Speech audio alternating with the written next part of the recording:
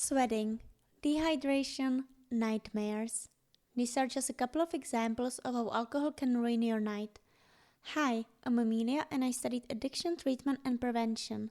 And today I'd like to talk about how alcohol affects your sleep. Spoiler alert, it's probably far more than you realize.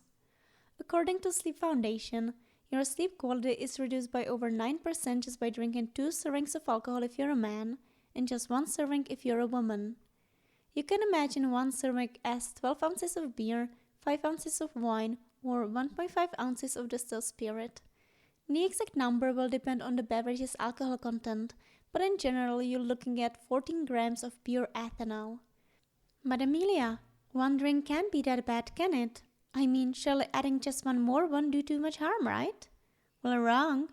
The extra drink might seem harmless, but it can reduce your sleep quality by more than a third as represented by your recovery state. So what exactly is going on in that brain of yours when you drink alcohol? Classification-wise, alcohol is a sedative, so the idea that it might negatively affect your sleep might be counterintuitive. The sedating effects can induce feelings of relaxation and sleepiness, so the offset of your sleep might be reduced, which means you fall asleep faster. Alcohol interacts with various neurotransmitter systems in your brain. One of the reasons it might help you fall asleep faster could be due to increased adenosine production.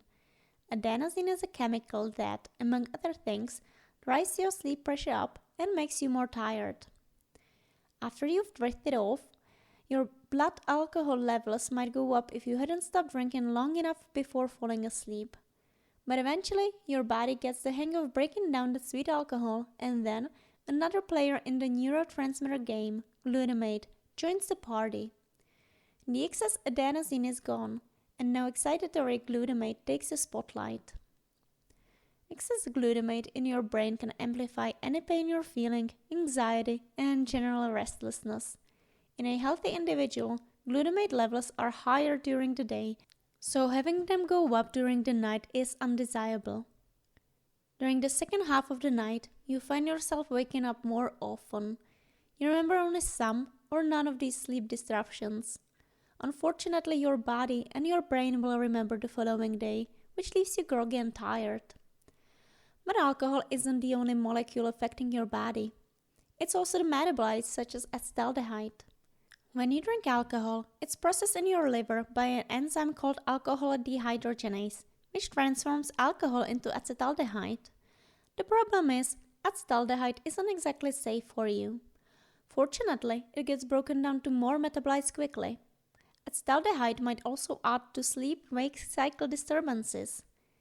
Elevated acetaldehyde levels cause facial flushing, severe headache, palpitations, tachycardia, hypertension, respiratory distress, nausea, and vomiting, symptoms which are also present in alcohol poisoning. But it's not only your body that is affected by alcohol. The whole sleep EEG of your brain is affected. And for those of you who don't know, electroencephalogram is a method that records the electrical activity of your brain. The recording can be then compared to normal brain EEG. And I'm sure you've all heard about REM and non-REM phases of sleep, but if you haven't, let's take a look at a quick summary. Sleep consists of 2 main phases, REM, which stands for rapid eye movement, and non-REM or non-rapid eye movement phases. Non-REM is divided into 3 more stages, non-REM stage 1, non-REM stage 2, and non-REM stage 3, which is also known as slow wave sleep. These stages progress in depth, with stage 3 being the deepest sleep. REM sleep is characterized by rapid eye movement, increased brain activity, and vivid dreams. Most dreaming occurs during REM sleep, and the REM phase plays a role in memory consolidation. Non-REM and REM phases alternate throughout the night in sleep cycles. Each of the phases involves different patterns of neurological activation, which can be seen on an EEG. Various neurotransmitters are released depending on what phase you are in. Both phases are affected by alcohol.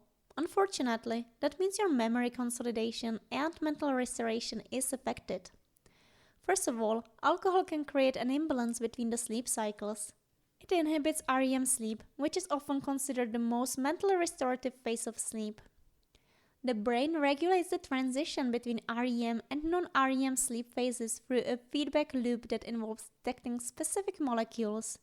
Alcohol disrupts this process, and therefore your brain's ability to turn REM on is compromised. And it's not only the biochemical processes in your brain that make your sleep worse. Alcohol relaxes your muscles, which can worsen sleep apnea. Sleep apnea is characterized by short and frequent breathing cessations, and as you can imagine, your body does not enjoy not breathing very much. Since your muscles are so relaxed, you are also more prone to snoring, effectively making everyone else's night worse too. And let's not forget about the most basic thing. You generally consume alcohol in liquids. More liquids, more pee. Getting up to pee several times a night is surprisingly not good for your sleep. Alcohol is diuretic, which means your body loses more fluids. So not only you pee more, you also sweat more and your hydration levels go down.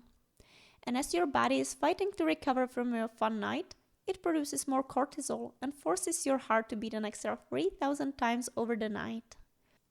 We've covered some of the acute effects of alcohol on your sleep, but the episode and the destruction of your body doesn't stop there. The interaction between various neurotransmitter systems are complex and not to be tampered with. Chronic alcoholism is associated with reduced ability to produce certain brainwaves. Reduced neuronal count in the frontal cortex was found postmortem in chronic alcoholics. Loss of gray matter volume and reduced connectivity was present. Long-term consequences of prolonged alcohol use can be seen in EEG manifestations of sleep too, even if you did not consume any alcohol that night. Some of your neurotransmitter systems are temporarily affected and others can be changed forever. The EEG of chronic alcoholics looks different though. While acute intoxication blocks your REM sleep, chronic alcoholism actually leads to more REM sleep. Imagine having incredibly vivid and often unsettling dreams every night. For chronic alcoholics, this is a reality because of a phenomenon called REM rebound. REM rebound is caused by altered GABA receptors, which may have reduced function, and the REM of system is limited. Chronic alcoholics may enjoy extremely vivid dreams, but unfortunately for them, it's usually nightmares. And alcohol can mess up your whole circadian rhythm, the system that is responsible for turning on and off processes in your body depending on the time of the day.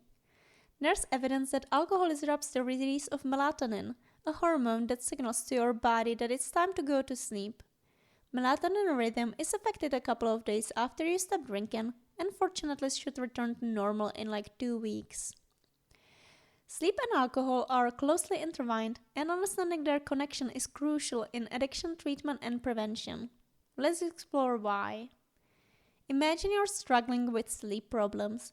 Perhaps you have insomnia or frequently wake up during the night. Sleep is essential for your well-being, but the lack of it can be frustrating and exhausting. Now consider this. Research shows that between 36 and 91% of people reported experiencing insomnia for several weeks after they stopped drinking.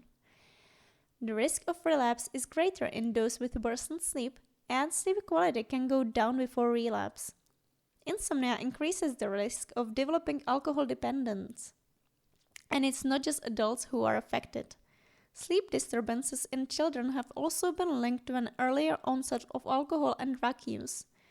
This highlights the far-reaching impact that poor sleep and substance use can have on individuals of all ages.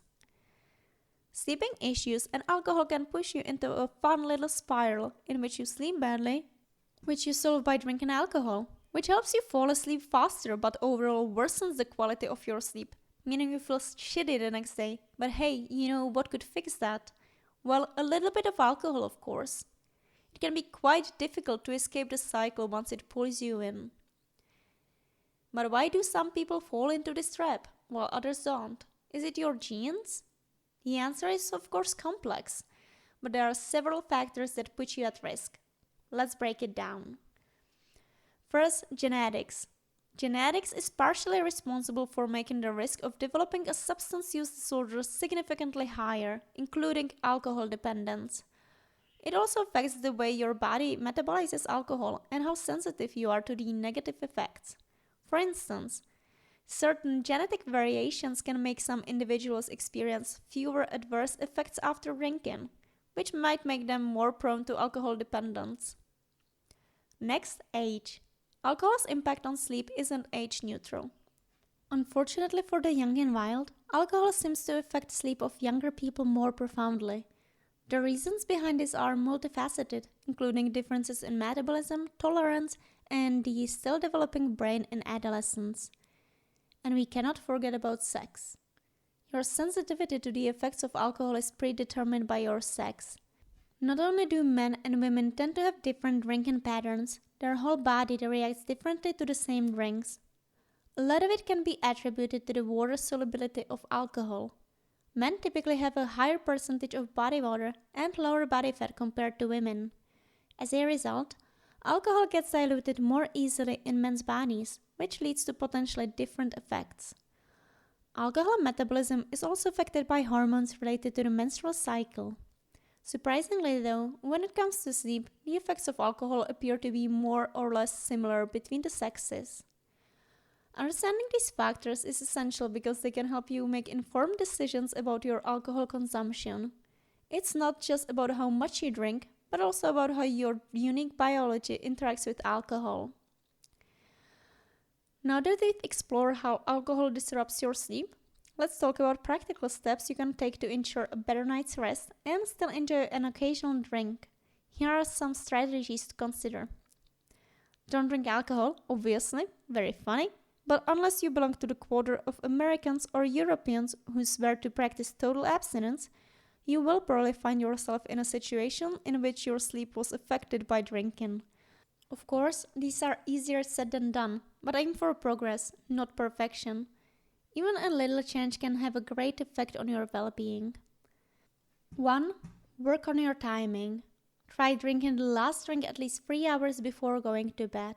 This gives your body more time to metabolize the alcohol, reducing its impact on your sleep. 2. Eat smart. While you shouldn't overeat before going to bed, having a nutritious meal before or during drinking can help mitigate some of the alcohol's effects. 3. Stay hydrated. Alcohol is a diuretic, which means it can cause you to urinate more often and lead to dehydration. Counteract this by drinking water before, during, and after alcohol consumption. Staying hydrated can help you feel better the next day, and it can be especially helpful to drink water or other non-alcoholic beverages between your alcoholic drinks so you drink less overall. 4. Avoid mixing. It's probably important to avoid mixing alcohol with sleeping pills or any other substances. Combining alcohol with sleep aids can have unpredictable and potentially dangerous effects on your health and sleep quality. 5. Moderation matters. Limit the number of drinks you have per night. Consuming excessive amounts of alcohol significantly increases its negative impact on your sleep. 6. Mind your stress. Stress can make your sleep problems worse and make you more prone to drinking. If you're really stressed, consider getting the fuck out of the stressful situation. Or yoga or something. 7. Seek help if needed. If you find that your alcohol consumption is negatively affecting your sleep or overall well-being, consider reaching out to a healthcare professional or a counselor for guidance and support. And remember, progress, not perfection, is the goal. You don't have to eliminate alcohol entirely if it's a part of your social life. But being mindful of how and when you consume it can make a significant difference in your sleep quality. And don't forget, stress and sleep are interconnected, so finding healthy ways to manage stress can further enhance your sleep patterns. By incorporating these strategies into your lifestyle, you can enjoy a better night's sleep and minimize the disruptions caused by alcohol. Until next time!